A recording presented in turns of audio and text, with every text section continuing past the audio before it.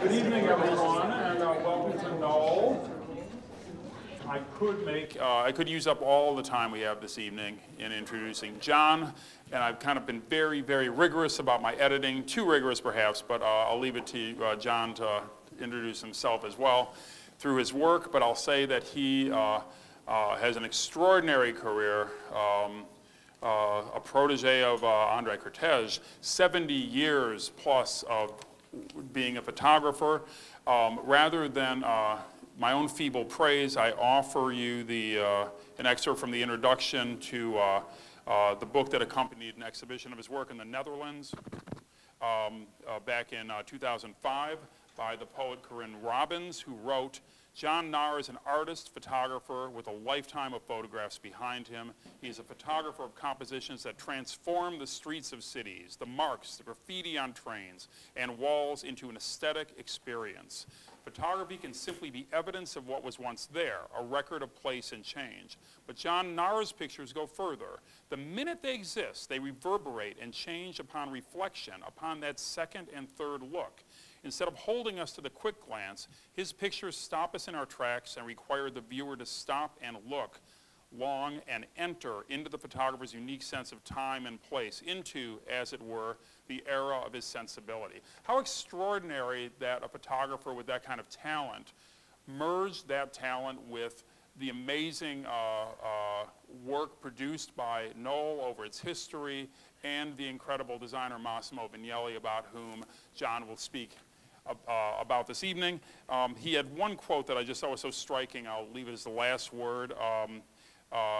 Jon says, "I'm reminded that photography means writing the light, and that photography is essentially a form not so much of technology, but of magic." So here to share some of that magic and his memories, Jon Naar. Thank you.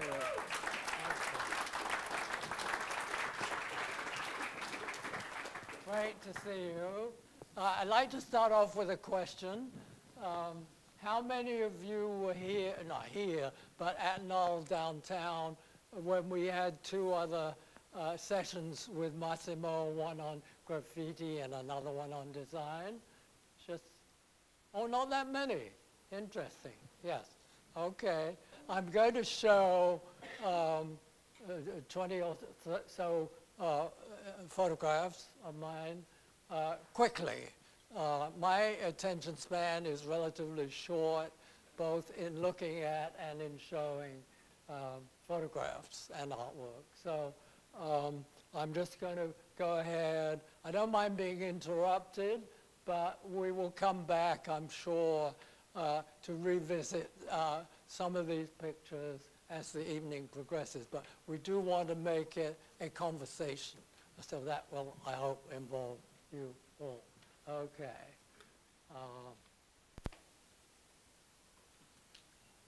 I've forgotten who. Okay. I started as a professional photographer in Germany. I lived there for 1 year, not as a photographer, but running a cosmetic company. The first weekend from Munich, I went to Dachau in November 1962 and took this picture. This is a more positive photo. Happens to be in the Metropolitan Museum of mine. It's called Shadows of Children on Swings. And the first story I did as a professional photographer was in Germany, and it was on what we called Die verlorene Generation, the lost generation, of which was the counterpart of my generation. And I talked to the publisher editor, Lisa Ponti, of Domus magazine in Milan, and told her that the idea, she liked it, and she said, "If it's good, I'll give you 16 pages. And I said, "Well, if I find nothing, would you print 16 pages of nothing?" Because I didn't know what I would find. But this is some of the stuff I found. This is the zero. I'm now fast forward, so to speak, to 1965. as a professional photographer in specifically here, Dusseldorf, photographing the creative people that I found in Germany of my generation. This is Heinz Mark. This is Gunther Oecker. This is a zero group part of, there's Mark there, and Joseph Beuys on the right-hand side. And then I came back to New York, and I guess you all know who that was. Okay, he liked the picture. This is Mexico, Luis Barragan on the rooftop of his house. I'm showing these pictures because these are the ones that I think Massimo probably saw when he joined Knoll. And Massimo invited me to do a brochure.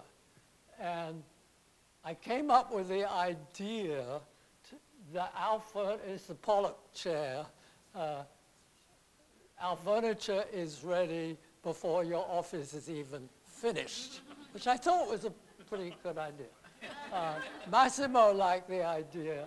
I didn't know at the time that Massimo suffered terribly from acrophobia.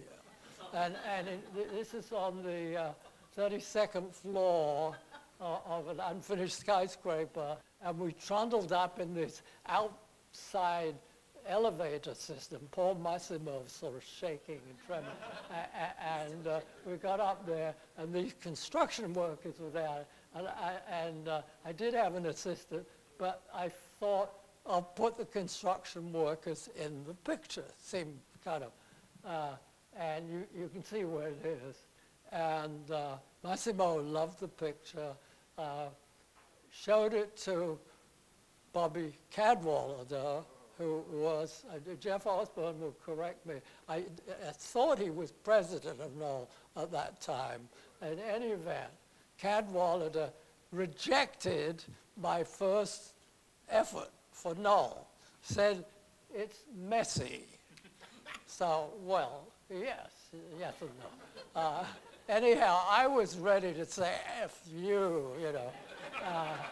And Massimo, the consummate diplomat, saved the day, and I did go on to shoot my first brochure with Knoll, which is the Pollock brochure.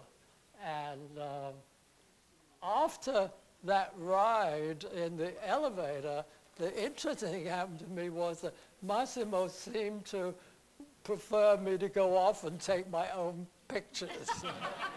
Don't know why, but he didn't trust me. In any event, he said, you take beautiful pictures, bring them back, and I'll design the brochure. So that's really how we worked together. It was remarkable, incredibly simple, and a lot of fun. So here this was shot on the roof of the Unimark office. Massimo did send me to a junkyard. This is for the Albertson brochure, things that stack. So he sent me to the junkyard, and I found crates. A number of people said, oh, clever of you to put that green and red crate in there. You've got to be joking. Buses stacked. So anyhow, this is the Schultz brochure. But I think I'm right in saying that Massimo didn't really involve the designers in the brochures. Okay, this is, back to Albenson. The Stephens chairs I took to Yale, and again brought back the pictures to Massimo, and he did his magic with them. Mies van der Rohe I shot pretty much in the Seagram building because I wanted to get just that wonderful word that Massimo used a great deal, existential. So this is in front of the Seagram building. Harry Bertoia I shipped off to Bally, Pennsylvania.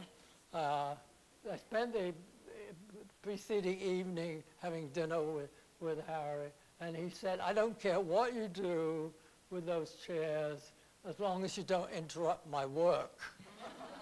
Harry, by the way, did not call himself a sculptor.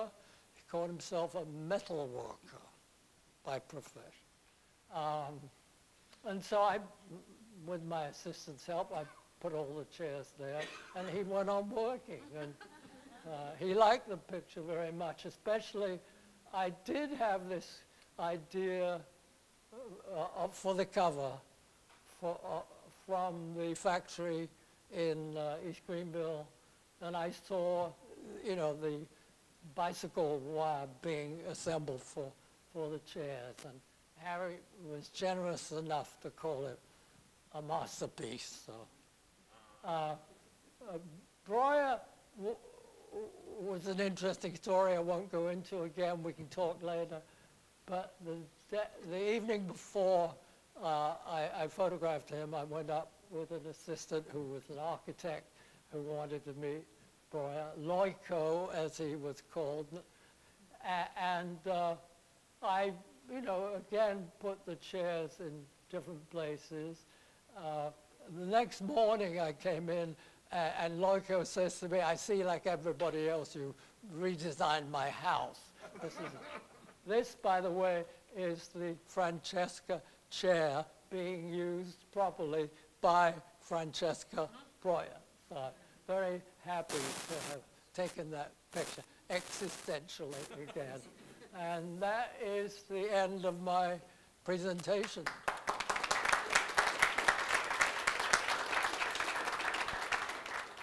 So I'd like to have join Jon up here.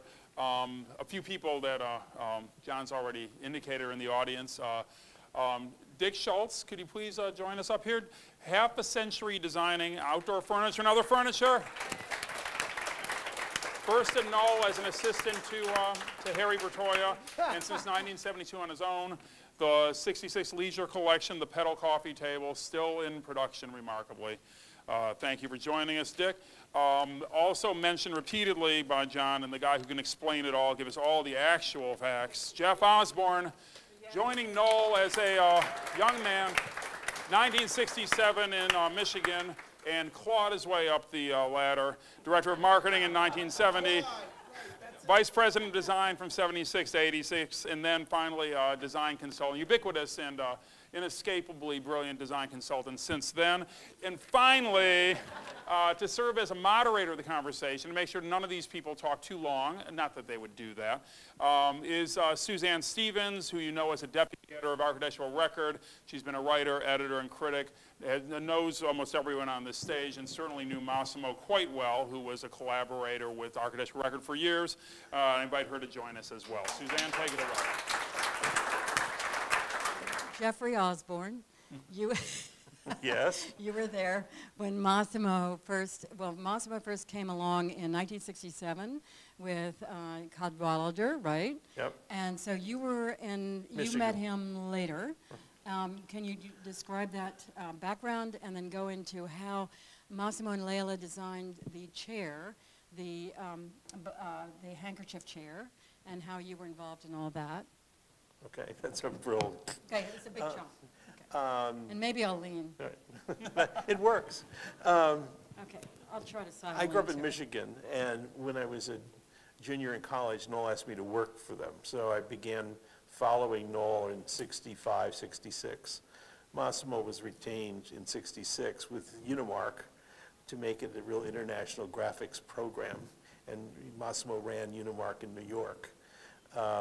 In my sales situation, one of the first things you did was use these brochures to present the company. And you could tell in presenting, using exactly these brochures of the 60s, when you were calling on an A architect, how they would respond, or a B quality architect, or a C, or dealers, or whatever. So it was a very interesting way for me to organize in my head how these different people thought and how they responded to things. I ended up being asked to come to New York in the fall of '70 when I was 26 as director of marketing, and became, in a sense, the client with Christine Ray of Massimo.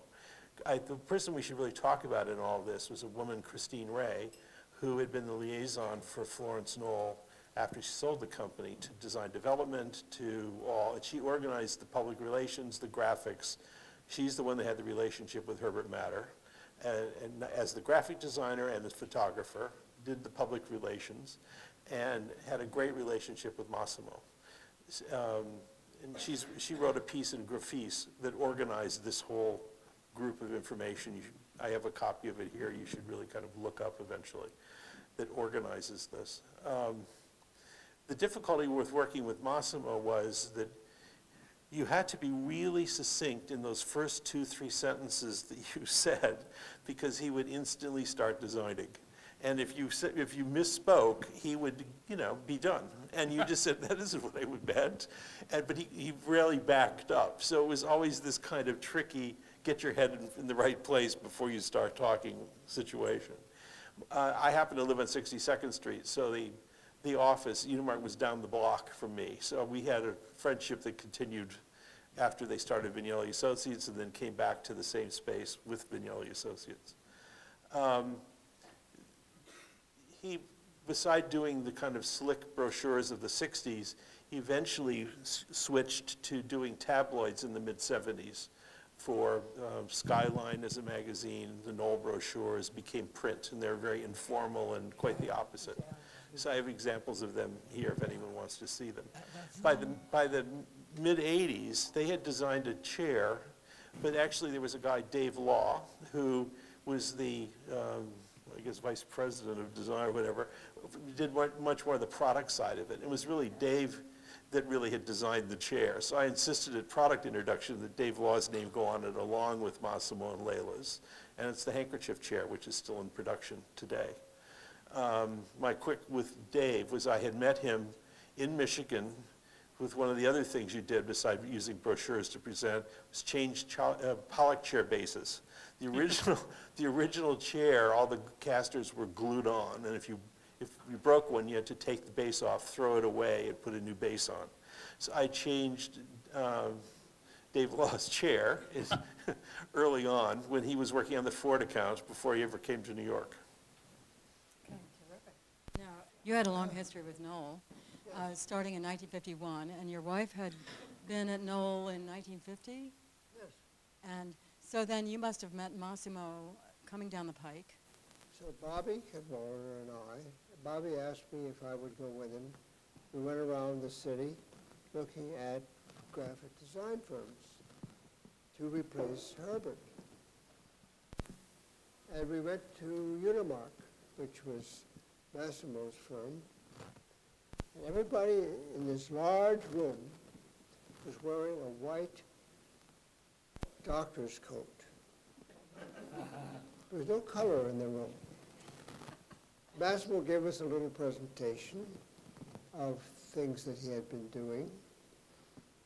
Then I was out of it. That was the end of it. Bobby then hired Massimo. That was the beginning of Massimo. I mean, since then I realized that Herbert Matter had become great friends with Giacometti. And he and his wife, Mercedes, produced a beautiful book on Giacometti. And I have the feeling that he was much more interested in Giacometti than he was in outdoor furniture.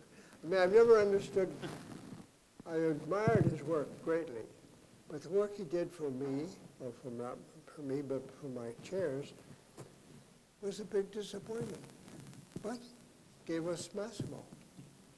Or it led to Massimo. It led to Massimo, yeah. And then did you ever work with Massimo yourself, or you had gone off Never on your did. own? But I have to say that after Massimo, Knoll never looked the same. And how do you mean that? Give us an Well, for remember instance. Massimo made fun of Herbert's K. He said that circus, the big serifs. And that's all I can remember Massimo saying about Knoll, was that he didn't like that K. But You would have said he introduced Helvetica, and he introduced a huge amount of interesting stuff. And you mentioned the tabloids. Yeah. They were, it was like a company newspaper, but printed on newsprint. And it was a lot of fun. I mean, it was a whole new feeling about what you could do with design. I want to go to Michael right now and explain.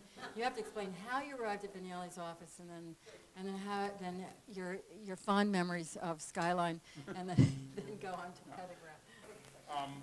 But Michael, were you at Unimark when? No. I was. I came to Vignelli. My first job out of school in June 1980, and so I came there, and the Knoll work was already well established. And I remember actually seeing particularly the tabloids while I was in school, and being really influenced on them. And I did things that were like basically rip-offs of those tabloids for our college newspaper, actually, same typefaces and everything, and was too stupid not to, when I dropped off my portfolio from Massimo to see it, too stupid not to take out the things that were clearly imitated. But not knowing, of course, that Massimo just really saw that kind of imitation as the highest form of flattery, and sort of thought, oh, this kid is ready to just move right in here. And so I did that. And I was very struck by John's presentation, because I remember Massimo spoke at my college and showed all that Knoll work, and being struck by the ingenuity and actually boldness of representing, Dick's leisure collection on the cover. You would never do this today, but on the cover of that brochure, not a chair, not a portrait of the designer, but instead just a canopy of leaves. What you would see if you were reclining in that chair as you looked up. How great, and indeed existential and experiential and perfect, right? And the audacity of selling, neatly stacking chairs by photographing stacked stuff in a junkyard. I learned that Massimo, and people,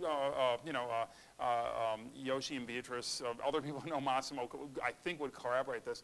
Massimo wasn't the kind of guy who came up with clever ideas for photographs like that. He just was an appreciator and a cheerleader of those things, and could make those things sing when they were given to him. And indeed, I know designers who spend hours leaning over photographers' shoulders, making minute adjustments to the light, and then going on press checks with printers to make sure everything's perfect. Massimo would just say, I work with the best people, and I know they're going to do a great job. And how liberating that is to give that kind of trust to photographers like John. It was inspiring. Yeah. And very exciting. And then to know out of what was what John produced exactly what the best one was for the cover, exactly where to put that type, how to make it all sing and be so convincing, and how, in fact, as Jeff said, to make it a litmus test for a potential Knoll customer, so you could tell right away whether you had a live one or not, whether or not they sort of responded positively to this level of design, or whether they were baffled about why there wasn't a nice scaled line drawing of a goddamn chair on the cover instead of a bunch of leaves, right? So, Massimo managed to embody that customer well, and I was just, I was the biggest ignoramus in the office, just, barely a week out of Ohio, and I basically just tried to keep my mouth shut and learn by the smarter people around me. So, I made no contribution whatsoever to this, except just kind of like taking notes and learning how to be a better mimic, until I kind of learned to ride my bike without training wheels on my own. And that took 10 years. Why did you go out on your own? Well, 10 years later, you sort of, people keep noticing the training wheels, and they say, hey kid, and I think, Massimo was, there were plenty of talented people. He always had a really great taste at kind of choosing talented people. He and Layla were just the best bosses in the world. The environment of the office was so warm and family-like, and just not, it's, just look at the quality of the people, including you, that are up here.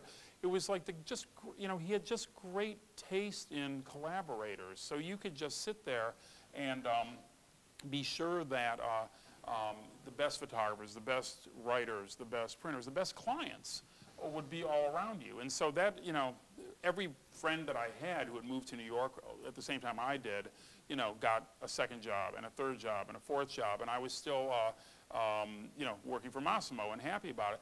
But at the same time, you know, I wasn't, you know, I was a different person than Massimo, and I sort of kept thinking, you know, there comes a time where you have to just sort of see whether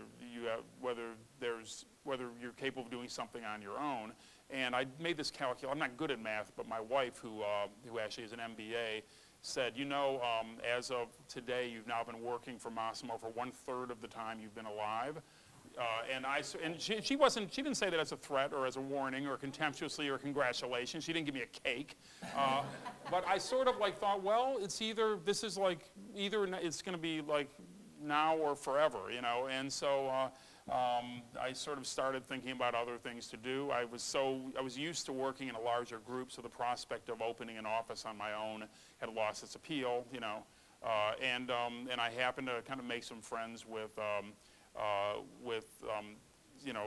young Woody Pirtle at Pentagram, and even younger Paula Scher, who was thinking about joining Pentagram, and we sort of had the prospect of kind of entering into this going concern, but bringing sort of a next generation to it when we were all kind of young and iconoclastic, which we no longer are. Well, Paula still is, but I'm not. But also, with Pentagram, you looked on advancing the whole cross-disciplinary design. Yeah, which Massimo, I mean, and in fact, Massimo was doing. Yeah, and in fact, when, you know, Pentagram was formed as a collaboration between an architect, a product designer, and 3 graphic designers, and Colin Forbes, one of the founding 5, really frankly said they were simply trying to replicate what people like Charles and Ray Eames and what people like Massimo and Layla were able to do just so economically, just with, you know, 1 or 2 people, right?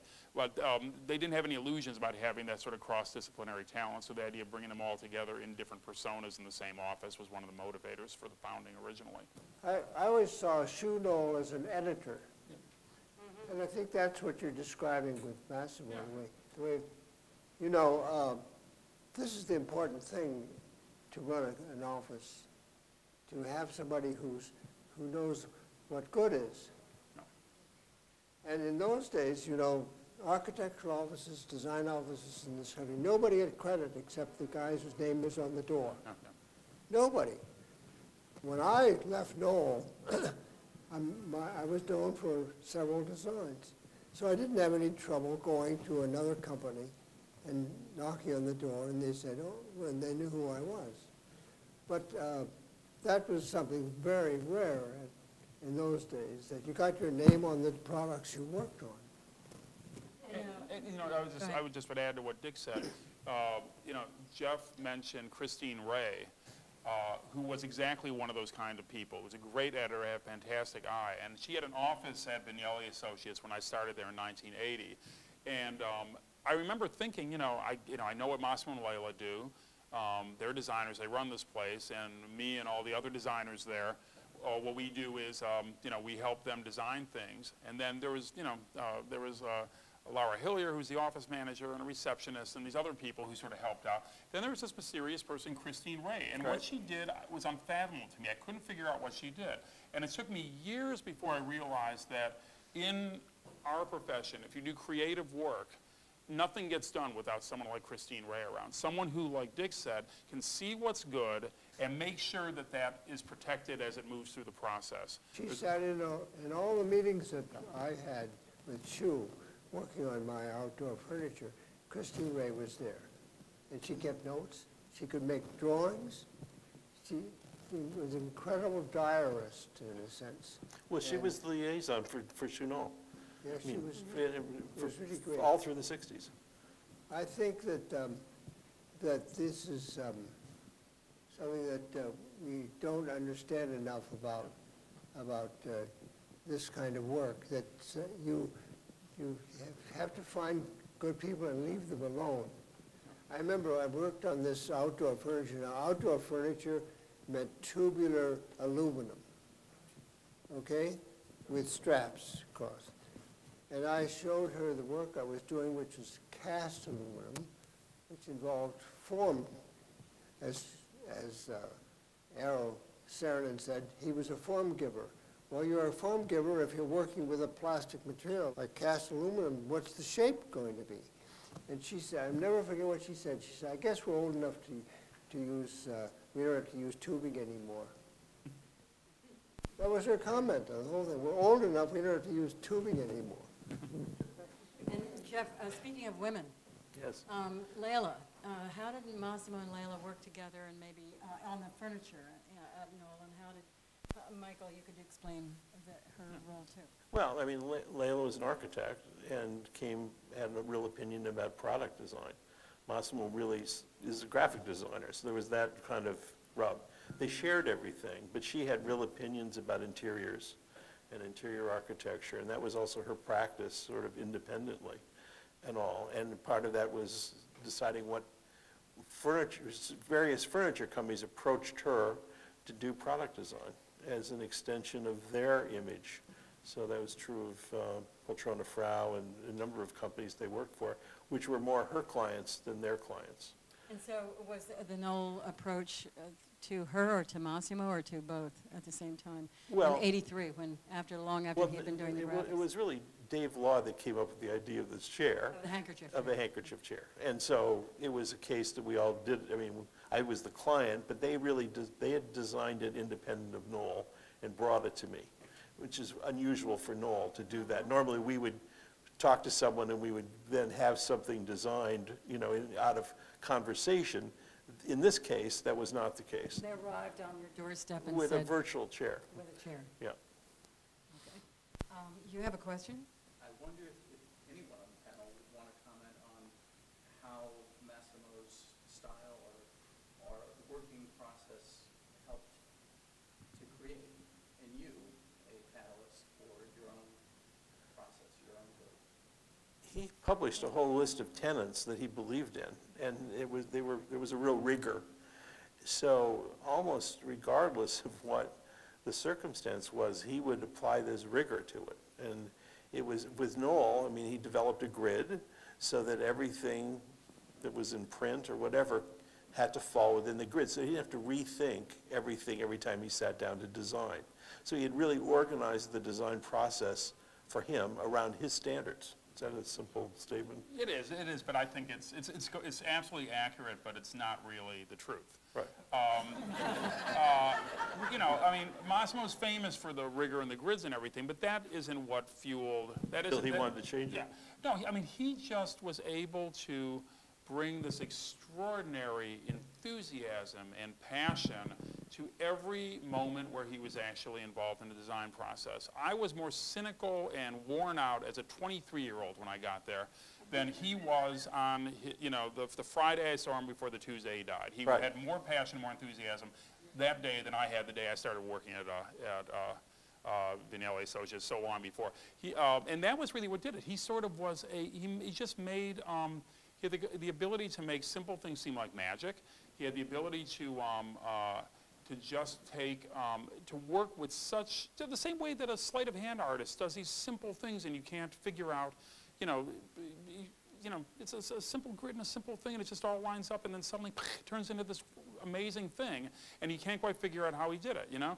And although he would publish, you know, he was explicit about the rules, the ingredient that actually made his design special were something that he alone could bring to it somehow. He was infectious in his communication to I- everybody about everything. Yeah. I did use the word earlier, magic, Yeah. and I really meant that. He had that quality. Jeff, earlier, I learned from Jeff before this evening's meeting that as far as the brochures were concerned and certain ads and other promotion pieces I did with Massimo, that Massimo was, as Jeff put it, and quote me if I'm wrong, Jeff, he was concerned with the image. Yeah. I was taking pictures, so existentially that was relatively simple for me to do in his company and in his inspiration. I wasn't as aware until this evening from Jeff about Massimo's concern with the image of Knoll. I wondered if you could just elaborate. Well, I mean, we all glibly for the last 20 years have called it brand, but in fact, he organized, to say, I mean, the grid was there, and that let him be infectious, because he had everything else in control. He didn't have to go back and rethink it. Yeah. And that had to do with really thinking about a company like Knoll that became real international. We were in 31 countries. And then he put the funny K initially in the circle as the change of logo, and then the logo continued to change. I mean, he let everything evolve intelligently with an understanding of, you know, what Knoll should be. So when there was a change of ownership, the Cogans and Swids bought Knoll in '77. And he organized the message on the stage in the Gailenti showroom. Knoll is Knoll. It was a simple, and he was good for those simple statements. And that was their branding. And Exactly. before it was avant la lettre, before branding was even known as branding, there he was figuring out how to do it. Tell me something else. There was a time, was there not, when Massimo didn't work as, wasn't employed by Knoll, but there was an in-house design group. In 1971, just as I arrived and so forth, and we did the first office system brochures and so forth, Massimo decided to create Vignelli Associates. So he left Unimark and then operated out of Riverdale with Layla and he and Michael Donovan, and became Vignelli Associates. Knoll gave him a big project. We were doing a big exhibition at the Louvre in Paris. Yeah. So they worked on that for the next year relative to Knoll, but rather than have to change the grid and go through rethinking by going out and trying to hire another big deal graphic designer, we decided to bring in-house Marge Katz, who had worked at Unimark on the Knoll account, so for the consistency of that, and Christine Ray ran that. So there was a lot of consistency of it. And then several years later, when Marge and group left, that's when we got Massimo involved with the tabloid approach. Anyway, so if there are no more questions, I think we... One more question. One more question. Yes, I wanted to know, did Massimo start out in architecture as an architect? I know you went to an architecture school in Italy. How much did architecture influence his design? Because his work was very different from a lot of his contemporaries. I can take a shot at that if you Yeah, want. go ahead. Yeah, he studied architecture, but he never really practiced as an architect. But he really thought like an architect. And graphic design is the most ephemeral of the design disciplines. You know, you can change it so easily. It has a very short shelf life. A lot of times you're doing things that'll be seen in a moment and then recycled a moment later. And nowadays you do things that appear fleetingly as pixels on a screen and then disappear in the blink of an eye, right? So it's really ephemeral. Massimo, I think partly because of his training as an architect, always thought he was building something that was going to last. And you know, other designers would, you know, there were designers I respect who are quoted as saying, oh, if I'd use Helvetica over and over again, I just would kill myself. That's horrible. You know, and for Massimo, they'll be like Richard Meyer saying, oh, if I had to make white buildings over and over again, I'd kill myself. You know, it's like... He's still alive, isn't he? Yeah, he's very much alive, and the buildings haven't changed colors, as far as I know. But I think because of that, and, you know, he sort of thought that he was building kind of a... he saw his life's work as a continuous kind of slowly evolving, slowly changing oeuvre. And I remember just an anecdote that illustrates that. This is my story about Massimo. He and I were at a conference, and we were seeing a presentation by my current partner, Paula Scher, years ago when she had just set up an office after working for years as an art director at Columbia Records, and a brilliant art director of Columbia Records, where she had designed covers for Bruce Springsteen and covers for their jazz series and covers for, you know, Billy Joel, Cheap Trick, everything else. And I remember just being dazzled by this, sitting right next to Massimo and just being completely besotted by the variety of work she was showing. No two were alike. It was just one after another. And I came out of that presentation, I was like, wow, wasn't that great? I was all kind of like starry-eyed. And Massimo said, no, it's horrible. And I said, really? And he said, no, it's all that stuff. Like one thing after another, just making all this stuff. And he says, one style, you know, it's not designed. It's like, you know. And I said, but Massimo, and I sort of thought it through, and I said, but Massimo, you couldn't, you understand what she's doing, it's like a different package for every different it has to be different every time. It's, you know, it's not like Knoll catalogs. They have to look different. They're like, you know, they're different bands and different releases by those bands. She couldn't make all the rock bands just have Helvetic on the front, and all the classical bands just have Bedoni. All the classical records just have Bedoni on the front, and all the jazz records just have you know, Futura on the front. And Massimo said, that would be fantastic. So that was just his point of view, and it was. Yeah, exactly. Yeah. You look hard to find. You can find some Joseph Alber's album covers out there way before you'll find a Massimo Vignelli. Anyway, we're going to miss Massimo very much, and this was a great evening. It was good to reminisce and talk about him and just give me a grid. Yeah. Okay. Thank you, John. Mille grazie to Massimo.